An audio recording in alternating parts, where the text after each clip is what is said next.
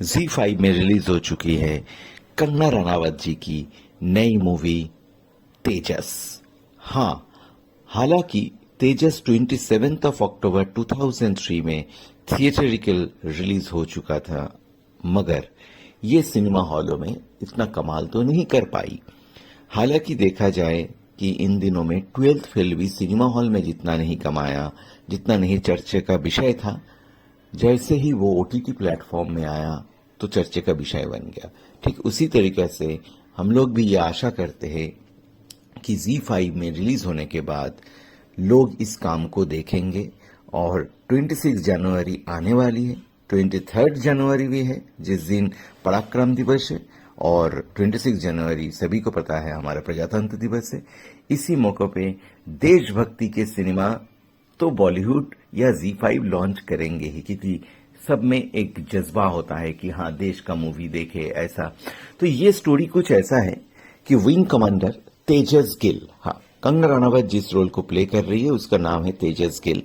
तेजस गिल एक ऐसी बहादुर लड़की है जिसे सिर्फ हवाओं से बात करने का शौक नहीं है, बल्कि वो देश के खातिर अपने जान की बाजी भी लगाकर हर पल तैयार है कि भाई कब मौका मिले, कब जाके मैं किसी को बचा के लेके आऊं। She is always ready. ऐसा एक कैरेक्टर, ऐसा एक किरदार निभा रही है कंगना रनावत जी। अब आ जाते हैं कि काफी बार इस मूवी में दिखाया गया कि उसके जो हायर अथॉरिटी है उनका जो मतलब जो भी इंस्ट्रक्शन देते थे एक कंगना रनावत को, कभी बार वो मानती भी नहीं थी। मगर उससे कोई नाराज भी ज्यादा देर तक हो नहीं सकता है, क्योंकि एंड रिजल्ट सभी को पता है। कुछ भी काम अगर करना है तो गिल ही कम कर सकती है। तो इसीलिए हायर अथॉरिटी के बात ना मानने के बाद भी लोगों के चहेता बनी हुई है तेजस गिल। अब आ जाते हैं कि तेजस गिल इस मूवी में अगर शुरू से लास्ट तक देखा जाए तो एक एक ऑपरेशन हो रहा है, एक एक खत्म हो रहा है। और इस मूवी में बॉलीवुड ने सारे मसाला एक साथ डाल दिया। टेररिज्म का मसला है, फिर राम मंदिर का मसला है, फेमिनिज्म का मसला है। फिर एक ऐसा डायलॉग है कि तेजस इतना इतना मतलब प्रतिभावान है, इतना हवाओं से बात करती है, इतना अच्छा लीडर है।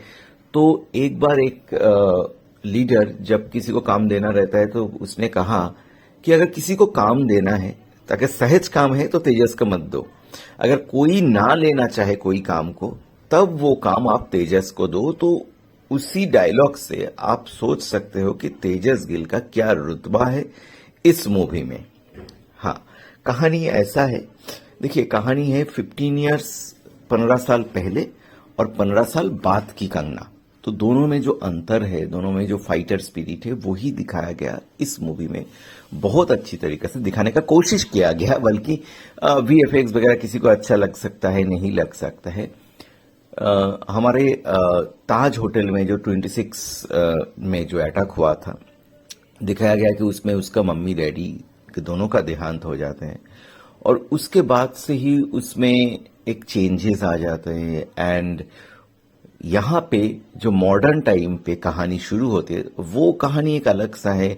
वो कंगना को दिखाती है गुमसुम सा, एक अलग सा कंगना। सडनली उसके जो दिल में आते हैं, जो चेंजेस आते हैं, वो सारे बहुत अच्छी तरीके से, बहुत खूबिया से मूवी में दिखा गया। एक्चुअली इस मूवी को देखते देखते आपको उरी मूवी के याद तो जरूर आने वाले हैं, क्योंकि कुछ मसाला तो आपको उरी जैसा ही है कि फाइटर प्लेन है, अटैकिंग है। और इसमें जैसे दिखाया गया कि इंडियन एक स्पाई जैसे हर देश में रहता है, वो पाकिस्तान जाता है और पाकिस्तान जाके वो सारे इंफॉर्मेशन यहां से इंडिया में देते रहता है। हर देशी यही करता है और वो पकड़ा जाता है। फाइन। अब वो पकड़ने के बाद मतलब एक्चुअली अब आ जाते हैं कि जमीन से तो कोई जाएगा नहीं, तो फिर कैसे जाएगा। तो कंगना रनावत जी मतलब यहाँ पे जो है तेजस गिल ये जिम्मेदारी अपने कंधे पे लेती है और उसे छुड़ा के लाती है। और पता चलता है उस स्पाई से कि इंडिया में जो राम मंदिर है वहां पे अटैक होने वाले हैं और राम मंदिर को एक तरीका से राम मंदिर का जो सेंटिमेंट है वो भी इस मूवी में दिखाया गया और तेजस बहुत बहादुरी के साथ सबको मुर्ग बना के उस स्पाई को इंडियन स्पाई को बचा के लेके आते हैं और उससे ही पता चलता है कि इन लोग फिराक में थे कि कैसे इंडियन राम मंदिर को विनाश किया जाए और यहाँ पे अटैक किया जाए। तो ये पूरा मूवी इसमें काफी सारे वीएफएक्स सीन अच्छा होने के चांसेस था। वैसे अगर आप 26 जनवरी के जज्बा लेके देशभक्ति का मूवी देखने बैठोगे और Z5 जैसे प्लेटफॉर्म में, तो मुझे नहीं लगता कि टीवी स्क्रीन में वीएफएक्स आपको इतना इफेक्ट करने वाले हैं। आप अपने बच्चों के साथ भी ये मूवी आराम से देख सकते हो। एक फेमिनिस्ट जैसे बहुत अच्छा स्टोरी आपको लगेगा, क्योंकि कुछ चीजें थियोरिटिकल अच्छा रहता है, जैसे केजीएफ जैसा मूवी आपको थिएटर में ही अच्छा लगेगा, वो आपको टीवी में नहीं अच्छा लगेगा। और ऐसे मूवी जो वीएफएक्स थोड़ा कमजोर है वो शायद आपको टीवी में चल जाए, वो थिएटर में नजर में आ जाते हैं। तो स्टोरी